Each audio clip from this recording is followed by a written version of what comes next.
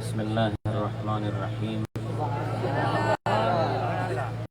الحمد للہ رب العالمین الصلاة والسلام علی محمد وعلی آلہ واصحابہ اجمعین.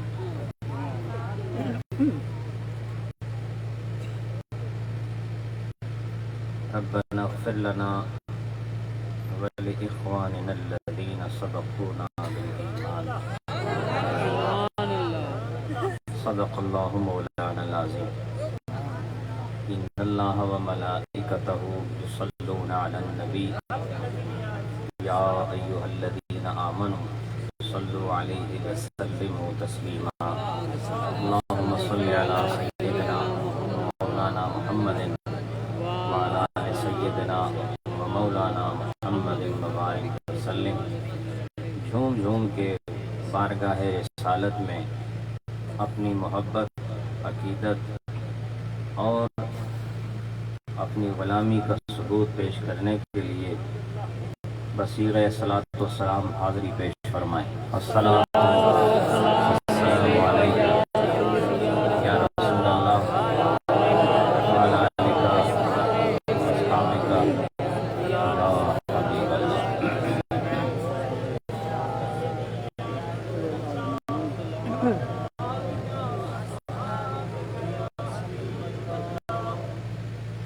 حضرات محترم، آج ہم اور آپ سب پھر سے اس خوبصورت شہر میں، خوبصورت ماحول میں، خوبصورت اداؤں کے ساتھ پاکیزہ جذبات کی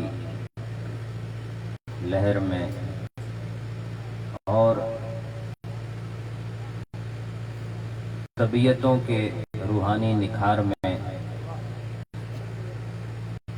انجمن آرا ہو کر ذکر اللہ اور ذکر نبی کی سوغات سے استفادہ کر رہے ہیں.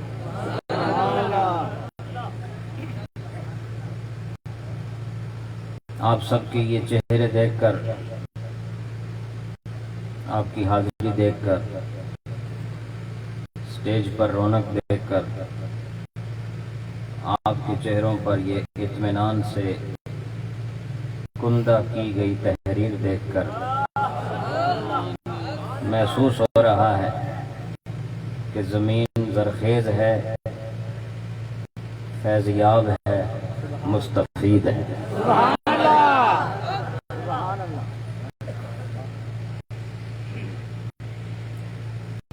آپ کے دل نور ایمان سے روشن بھی ہیں، دل یاد الہی کی دھڑکنوں سے معمور بھی ہے. پیشانیوں کی رونقیں بتا رہی ہیں کہ غلامی کا ذوق بھی اور شوق بھی محبتوں کے انداز میں بہت واضح نظر آ رہا ہے. اور الحمدللہ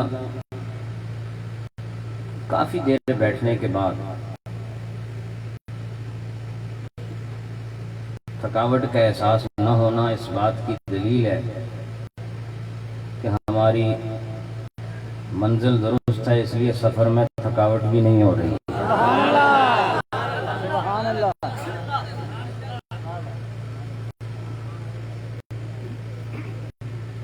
بہت لمبے لمبے سفر کر کے یہاں اہل عقیدت پہنچے ہیں. میں بھی ایک سفر کر کے یہاں آیا ہوں اور مسلسل سفر میں ہوں.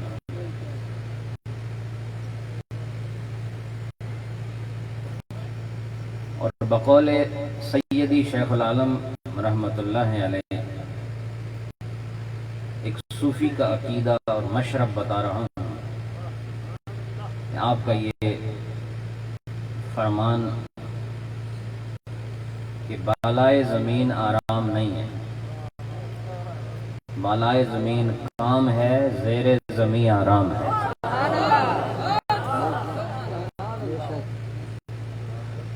جب تک آپ کام کرتے رہیں گے یہ احساس بیدار رہے گا کہ کسی کی غلامی میں ہے،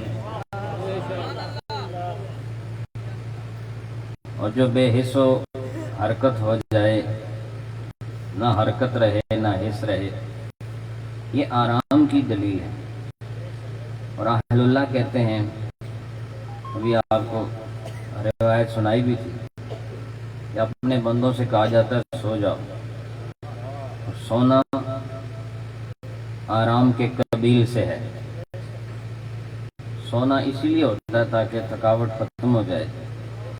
استراحت کے لیے ہی نیند شامل حال کی جاتی ہے، اور نیند موت کو نہیں کہتے، نیند حیات کی ایک قسم ہے۔ اس میں کائنات کسی سوئے ہوئے کو مردہ نہیں کہتی، یہی کہتی ہے سو رہا ہے، کسی نے ہلایا تو جاگ جائے گا۔ ہم بھی جب مزار پہ جاتے ہیں سلام عقیدت پیش کر کے ادب سے جگاتے ہیں،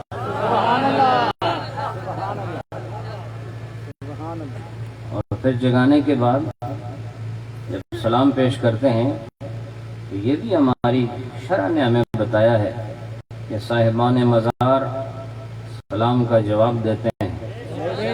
جواب دینے کے لیے بیداری ضروری ہے، اور تمہیں سلام کا جواب لینے کے لیے سلام دینے کی ضرورت ہے۔ اس سے پتہ چلا کہ وہ آرام میں بھی رہتے ہیں، اور تمہارے نفع اور تمہارے فائدے، تمہارے ارتقاء اور تمہارے ترقی اور خوشحالی کے لیے، روحانی اور جسمانی کیفیات کے حصول کے لیے وہ زیر زمین بھی اللہ کی بارگاہ میں اس برزخی کیفیت میں ڈوب کر مصروف حال رہتے ہیں۔ وہ یوں سمجھ لو بالائے زمین بھی تمہارے ہیں، زیر زمین بھی تمہارے ہیں۔ سبحان اللہ، سبحان اللہ۔ اس لیے صوفیاء کے لیے آرام نہیں ہوتا اس دنیا میں، اسی لیے یہ فرمایا گیا ہے کہ اصفیاء کا طریق ہے کہ وہ کم بولتے ہیں، کم کھاتے ہیں اور کم سوتے ہیں۔ پر آج کل کا رواج اس کے بالکل برعکس ہے، زیادہ بولتے ہیں، زیادہ کھاتے ہیں، زیادہ سوتے ہیں، اور آپ بھی ایسے لوگوں کو زیادہ مانتے ہیں۔ حضرات، اگر یہ آرام کی جگہ ہوتی تو میرے نبی ہجرت نہ فرماتے، اگر یہ آرام کی جگہ ہوتی انبیاء علیہ السلام آرے سے چیرے نہ جاتے، اگر یہ آرام کی جگہ ہوتی تو نبی کو آگ میں نہ ڈالا جاتا، اگر یہ آرام کی جگہ ہوتی تو اللہ کے محبوب بندے کو کنویں میں نہ گرایا جاتا، اگر یہ آرام کی جگہ ہوتی تو اللہ کے محبوب بندے اللہ کی راہ میں جان دینے پر راضی نہ کیے جاتے۔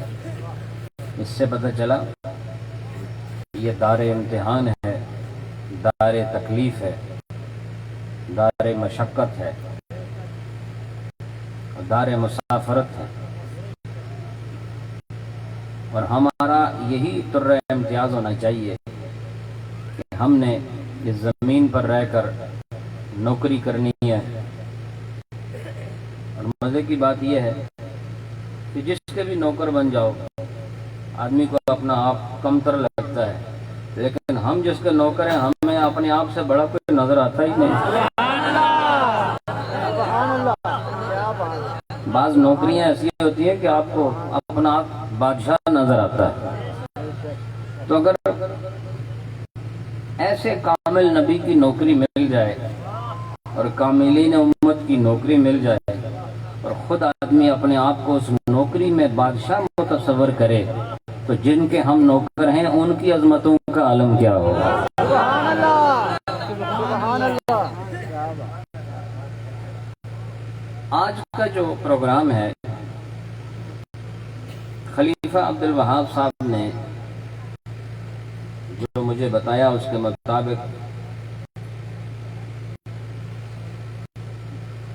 ان کی انتہائی لائق قدر دادی جان جن کا پچھلے عرصے میں انتقال ہوا، تو میں آیا تھا ان کی فاتحہ کے لیے، دعائے مغفرت کے لیے، دعائے بلندی درجات کے لیے. یہاں آ کے پتہ چلا کہ یہ ایک ہی صفحے پر کئی دریا بہہ رہے ہیں. ہمارے حافظ علامہ خرم صاحب نے بھی اپنی گفتگو کا حق ادا کیا. خوبصورت ترتیب، اچھے الفاظ، اچھے مقام پر، اور مجھے اور آپ کو سماعتوں میں شیرینی گھولتے ہوئے اچھی گفتگو اور اچھے ماحول میں آپ سب کو میرے حوالے کر گئے. یہاں پر چشتی صاحب، ہمارے نوشائی صاحب اور بھی چند احباب، انہوں نے بہت خوبصورت کلام پڑھا. آپ سب محظوظ ہوئے. اللہ ان سب کی آوازوں میں اور بلندیاں، ترقیاں اور ساز و سوز میں اور ارتقاء عطا فرمائے. حضرات، وقت بہت ہو چکا ہے، میں چند معروضات پیش کروں گا، زیادہ وقت نہیں لوں گا. انشاءاللہ فروری اور مارچ کے مہینے میں یہاں کا تفصیلی دورہ ہوگا، وہ چند راتیں آپ کے ساتھ انشاءاللہ گزاریں گے، اور پھر یہ فیصلہ آباد، مانا والا، دیگر خلیفہ مقصود صاحب میں جماعت کے تشریف لائے ہوئے. ہمارے انتہائی لائق قدر خلیفہ محمد اعظم صاحب تشریف لائے ہوئے ہیں. خلیفہ راؤ عبد الجلیل صاحب کہاں ہیں؟ اچھا، بھی تشریف لائے ہوئے. اور بھی بہت سارے متعدد حضرات تشریف لائے ہیں. اس پورے علاقے کا دورہ ہوگا اور ایسا دورہ ہوگا کہ دو راہ نہ رہیں. سبحان اللہ، ماشاء اللہ. دورہ ہوگا لیکن دو راہ نہیں ہوں گے، راہ ایک ہی. سبحان اللہ. حضرات، میں تھوڑی سی باتیں جو میں نے آئے کریم ایک چھوٹا سا حصہ پڑھا آپ کے سامنے، میں اس کو اصال ثواب کی محفل کے طور پر لے رہا ہوں. ویسے میں اکثر کہتا رہتا ہوں کہ ہماری کوئی بھی محفل ہو، کوئی بھی جلسہ ہو، وہ میلاد کا ہی جلسہ ہے. بے شک. چاہے وہ 11ویں شریف کا ہو، چاہے وہ معراج شریف کا ہو، چاہے وہ سیرت کا جلسہ ہو، چاہے وہ ختم کا پروگرام ہو، چاہے وہ عرس کا پروگرام ہو، یہ سب میلاد ہی کا صدقہ ہے. بے شک. حضور علیہ الصلوۃ والسلام کی اگر ولادت نہ ہوتی تو پھر 11ویں کہاں سے ہوتی؟ ان کی ولادت نہ ہوتی تو پھر یہ سٹیج کیسے سجتا؟ سبحان اللہ. آپ کا میلاد نہ ہوتا تو پھر، چلو یہ تو میرے آپ کے معمولات ہیں. جو صرف اذان اور نماز پر فخر کرتے ہیں ان سے پوچھو یہ اذان کہاں ہوتی، یہ نماز کہاں ہوتی. اور وہ جو اپنے آپ کو قاری یا قرآن کہتے ہیں، ہم کہتے ہیں وہ نبی نہ آتا تو وہ جو علم نشرح اللہ کا صدر، جس سینے پر وہ قرآن نازل ہونا تھا، وہ سینہ ہی نہ آتا تو کس قرآن کی تلاوت کرتا؟ اور جس طرف تو منہ کر کے نماز پڑھتا ہے فَلَنُوَلِّيَنَّكَ قِبْلَةً تَرْضَاهَا، اس طرف تو پھیرنے والے میرے محبوب محمد ہیں.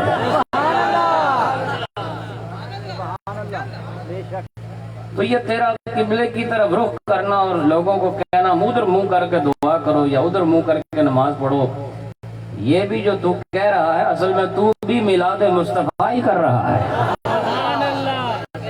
کیونکہ حضور سے پہلے تو اس طرف رخ کر کے کوئی نماز نہیں پڑھتا تھا، لیکن میرے نبی جب تشریف لائے پہلے اس کعبے کو بتوں کی نجاست سے پاک کیا، اور پاک کرنے کے بعد اس کی طرف رخ ایسا پھیرا کہ اب اگر کوئی آسمان کی بلندی پر بھی پہنچ جائے تو اس کو نماز میں ادھر ہی رخ کرنا پڑے گا جدھر میرے نبی کا رخ ہوا ہے۔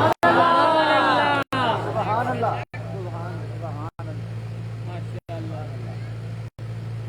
اور اگر میں ایک حتمی بات کر دوں، یہ تو عبادات کی بات ہے، معاملات کی بات ہے، رواجات کی بات ہے، اگر تو نبی نہ ہوتے تو پھر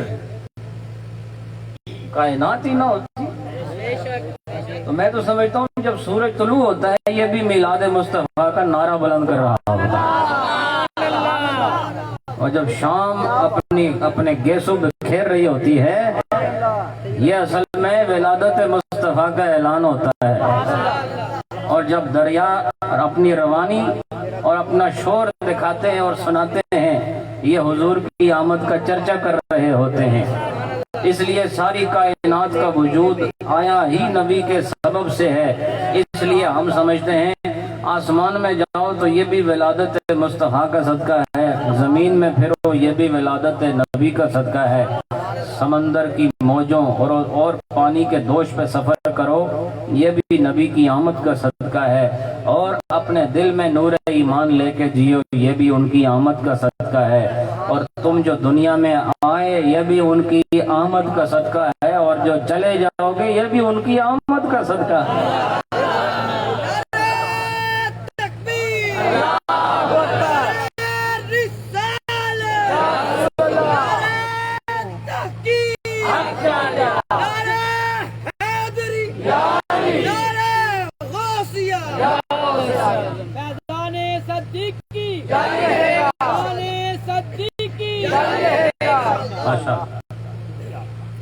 حضرات یہ چونکہ میلاد کی محفل بھی تھی غالباً ایسا ہے تو میں نے اپنے حصے کا میلاد بیان کر دیا۔ اللہ رب العالمین نے، اچھا یہ نعت کی محفل بھی ہے، نعت کسے کہتے ہیں؟ نعت کہتے ہیں کسی خوبی کو بیان کرنا، اس کو عربی میں نعت کہتے ہیں۔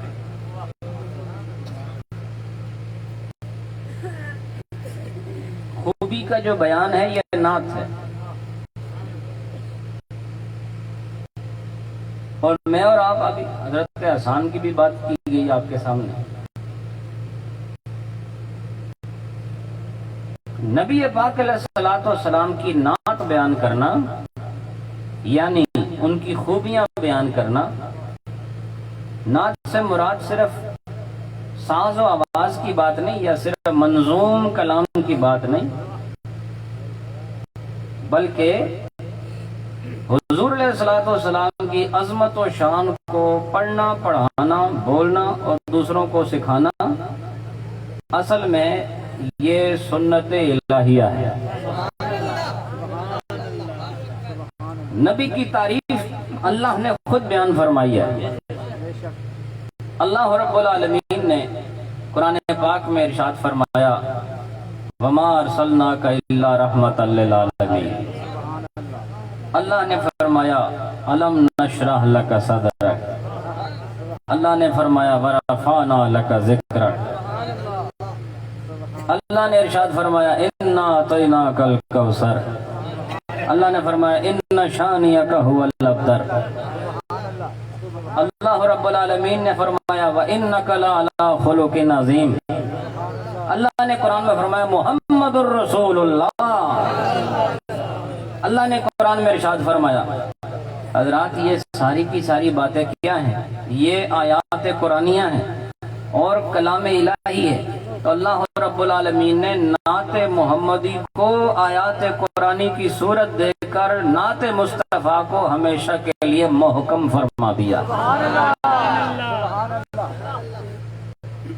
اس لیے یہ محفل نعت آپ آج سجا رہے ہیں، اللہ نے عالم ارواح میں یہ محفل سجا لی ہے نبیوں کی موجودگی میں، ان کی ارواح کو اکٹھا کر کے نبی پاک علیہ الصلوۃ والسلام کی نصرت کا وعدہ لیا، ان کی حمایت کا وعدہ لیا۔ لہذا آج جو نبی پاک علیہ الصلوۃ والسلام کی حمایت کا اعلان کرتے ہیں، یعنی ان کی غلامی میں جانے کا اعلان کرتے ہیں، اصل میں یہ وہ لوگ ہیں جو باقی تمام انبیاء کی سنتوں پر عمل کر رہے ہیں۔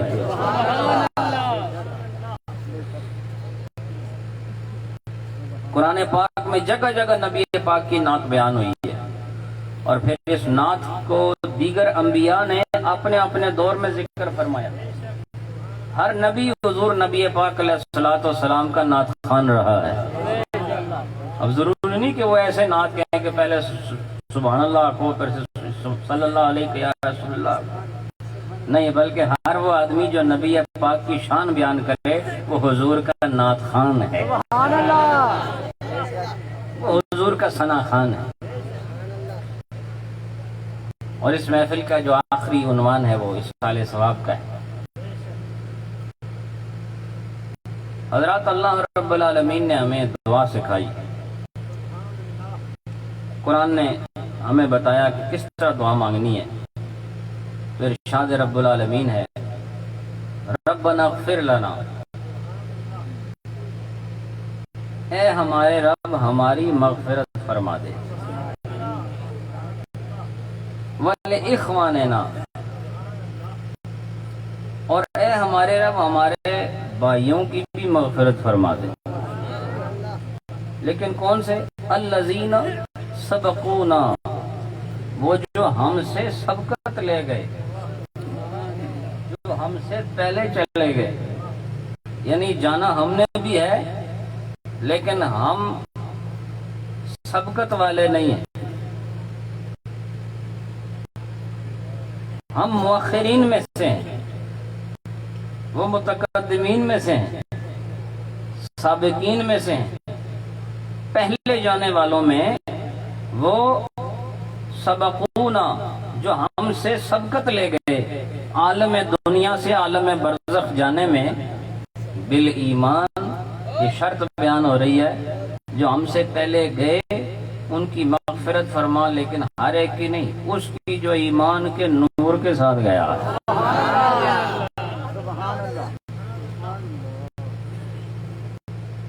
اس سے معلوم یہ ہوا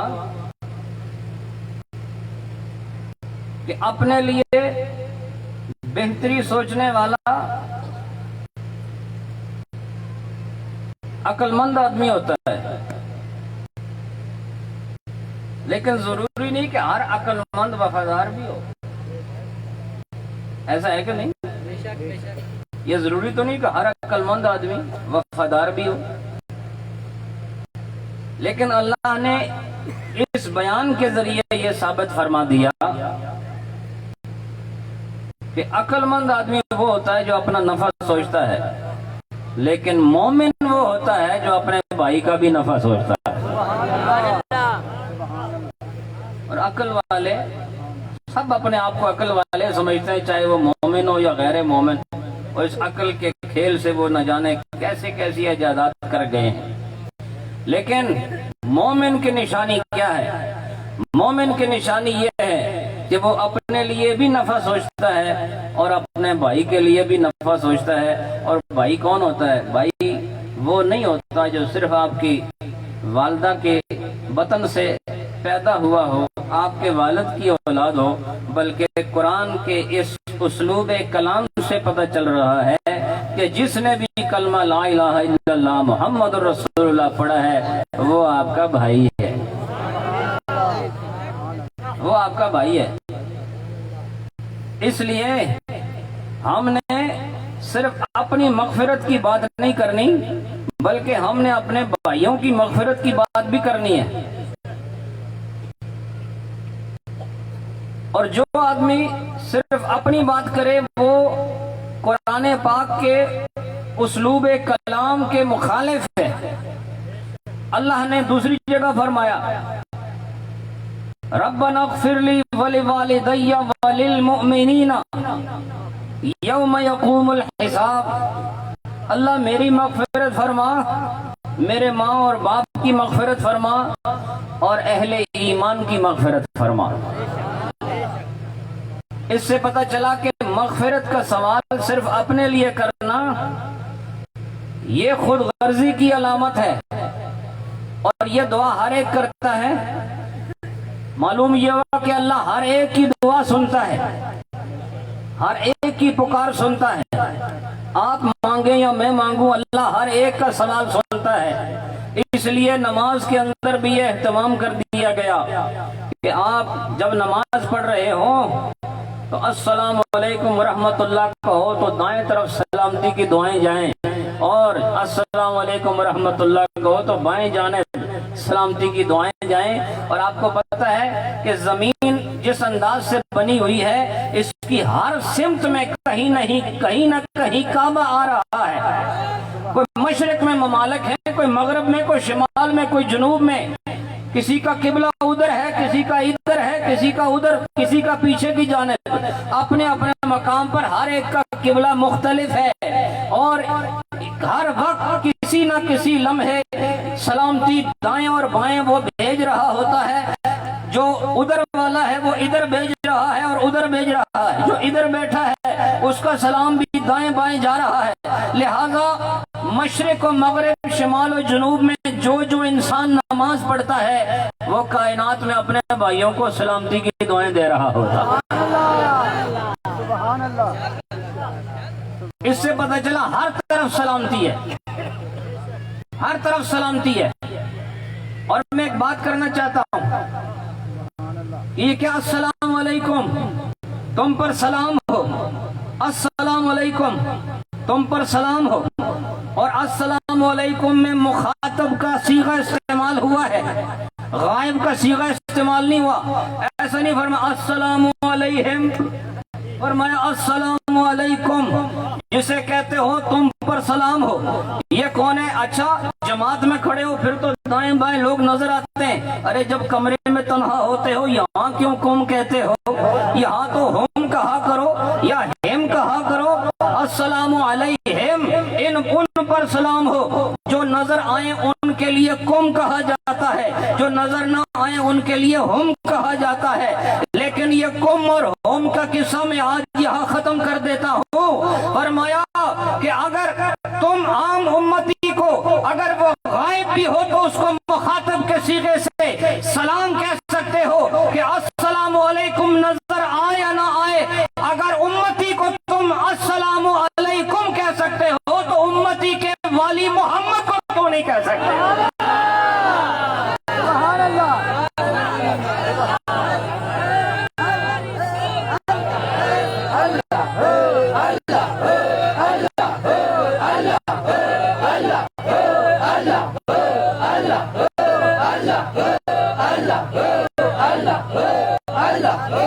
آپ کو بات سمجھ آئی میں نے کہا کیا ہے؟ سبحان اللہ۔ سبحان اللہ۔ السلام علیکم تم پر سلام ہو، تم پر سلام ہو۔ لیکن میں ایک بات کروں کہ آپ جس کو بھی سلام بھیجتے ہیں آپ کو شریعت نے بتایا تم نے السلام علیکم ورحمۃ اللہ کہنا ہے، لیکن قانون یہ ہے کہ اگر سلام دینے والا سامنے موجود ہو تو وہ واپس جواب دے، یہ شرعاً واجب ہے۔ سلام کرنا سنت ہے، جواب دینا واجب ہے، لیکن یہاں چونکہ غائب ہیں اس لیے ہمیں جواب نہیں ملتا، اور یہاں کوئی حاضر نہیں جو وعلیکم السلام کہے۔ لیکن نبی پاک نے فرمایا کہ تمہارا سلام مجھ تک پہنچایا جاتا ہے، اور جو مجھے سلام کہے میں اس کے سلام کا جواب دیتا ہوں۔ اس سے پتہ چلا تم ساری امت کو سلام کر رہے ہو لیکن وعلیکم السلام کا جواب نہیں آ رہا۔ کیوں؟ کہ امت حاضر و ناظر نہیں ہے، لیکن محمد اپنے مزار اقدس سے وعلیکم السلام یا امتی کہہ کر یہ واضح کر رہے ہیں کائنات غائب ہو سکتی ہے، محمد کے غلاموں کا یہ مقام ہے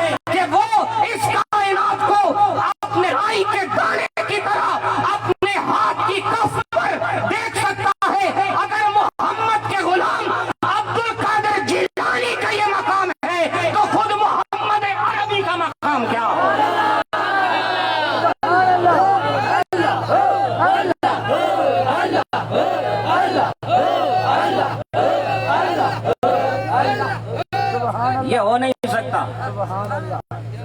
पढ़ो सारे अस्सलातु वस्सलामु अलैका या रसूल अल्लाह। बस पढ़ा अभी आपने और ये पहुंच भी चुका है। सुभान अल्लाह। सुभान अल्लाह। इतना कोई इंटरनेट तेज नहीं है, बेशक जितने मर्जी आप स्पीड बढ़ा दें, ऐसी स्पीड आपको कोई नहीं दे सकता जो अल्लाह ने अपने महबूब की बारगाह में आपकी हाजिरी की स्पीड का एहतमाम किया। सुभान अल्लाह। समझ आई क्या नहीं आपको? या आप जो एक दूसरे को सलाम भेजते कहते हैं नहीं अभी नहीं पहुंचा, ऐसा है ना, कहते हैं अजय नहीं पहुंचे आप, क्योंकि ये एहतमाम आपका है। लेकिन अल्लाह ने अपने महबूब और महबूब के गुलामों में एहतमाम ऐसा रखा, इधर इसके मुंह से निकले उधर बारगाह में पहुंच जाए।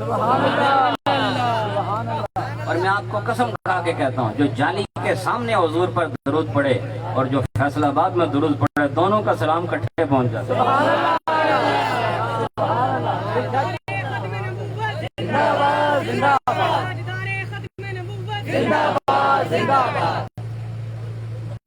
हजरात, मालूम ये हुआ कि मोमिन का काम ही सलामती भेजना है।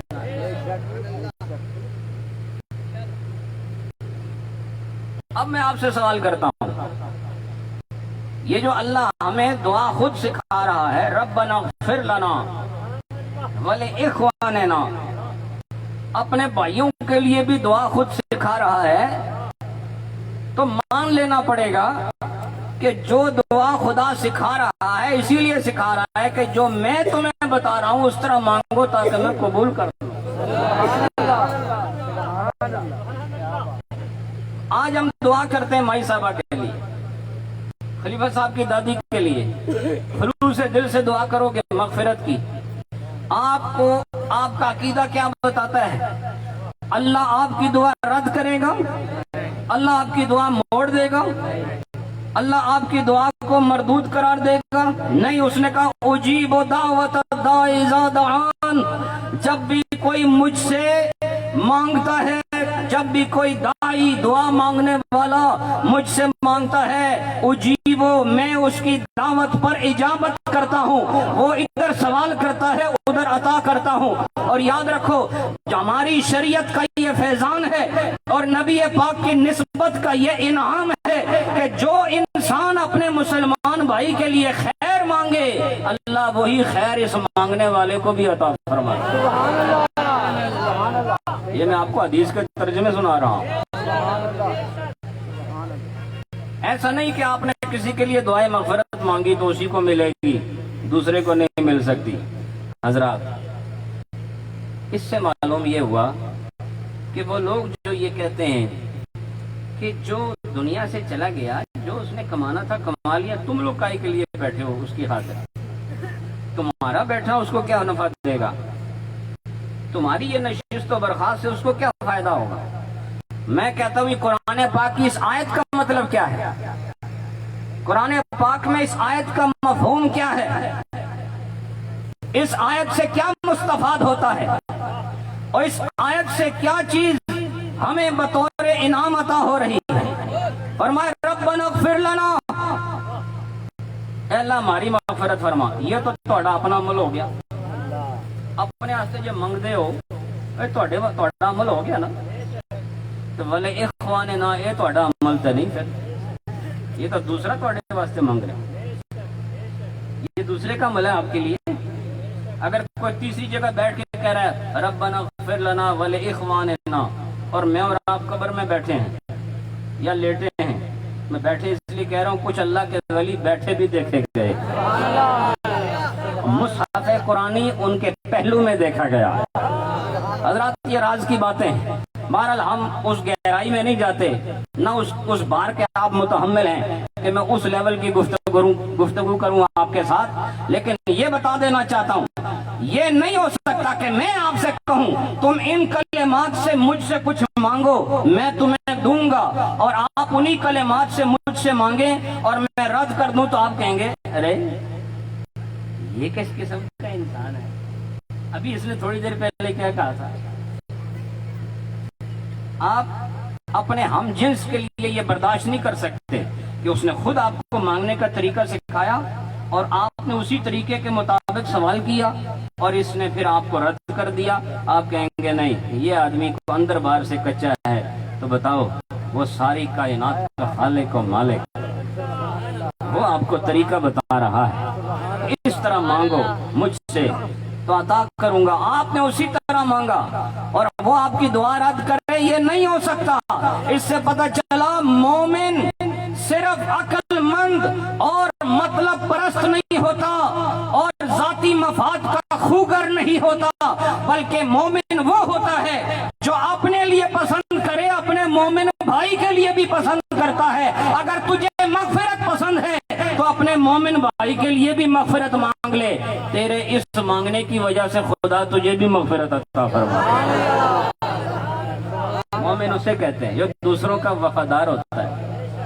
اور حضرات یہ وفا ہم نے کہاں سے سیکھی؟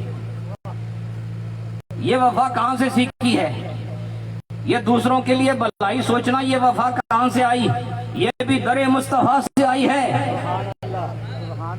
در مصطفیٰ سے آئی ہے. حضور علیہ الصلوۃ والسلام کا وہ واقعہ یاد کرو جب نبی پاک علیہ الصلوۃ والسلام تشریف لے جا رہے ہیں تو دو قبروں پر گزر ہوتا ہے. دو قبروں پر گزر ہوتا ہے. جو میں کہہ رہا ہوں آپ کو سنائی دے رہا ہے؟ وہ پیچھے جو لوگ ہیں ان کو بھی ماشاءاللہ. ایک دفعہ درود شریف پڑھو تو آپ کو یقین ہو جائے.